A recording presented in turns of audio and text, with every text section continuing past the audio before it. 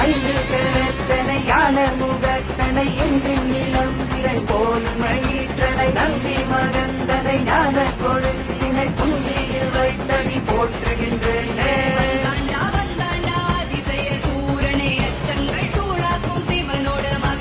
தந்தாண்டா தந்தாண்டா கற்பக தீரனை தும்பிக்கை வீமனை வாருமையா.